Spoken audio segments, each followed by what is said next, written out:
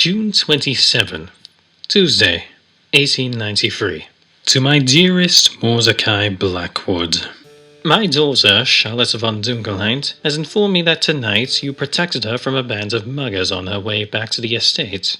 She has also informed me that earlier in May, you had made sure she was safely escorted home after visiting her sister's grave, warding off potential threats. I believe we might have locked eyes during that incident. How queer you dress. Charlotte told me you adorned such garments even in the summer. I have heard from my daughter that you have been acting like a faithful guardian angel and taking care of her watchful eye. I would like to say that I am grateful for this. However, it has come to my attention that I have yet to personally meet you. This feels rather inappropriate, since you are alone with my daughter for long periods of time. We should arrange for a meeting, so I may know the man behind the mask that my child spends so much time with. Always truly, Graf von Dunkelheit. Sunday, 29th of June, 1893, 11 o'clock. I have just received a letter from Miss Dunkelheit's father, hand-delivered by Charlotte Dunkelheit herself.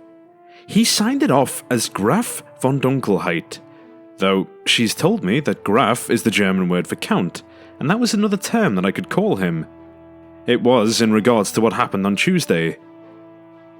The other day, after she left from one of our sessions, I happened upon Miss Dunkelheit being buggered by some strangers on the street.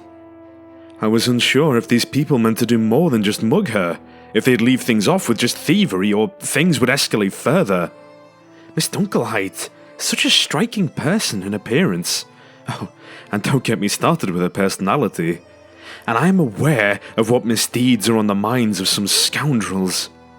I had immediately jumped into action and demanded that they step down.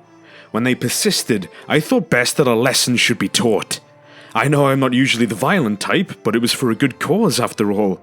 I had easily fought off the first two, and so the third took off running. I escorted Miss Dunkelheit back to the land of her estate, and she thanked me for what I had done. Yes, but the letter. Her father had simply said that he was grateful and anxious to meet me.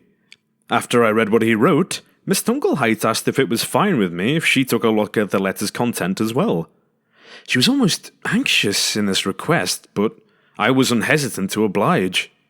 It did seem to calm her nerves to look at the letter, and so she handed it back to me without much more conversing on it.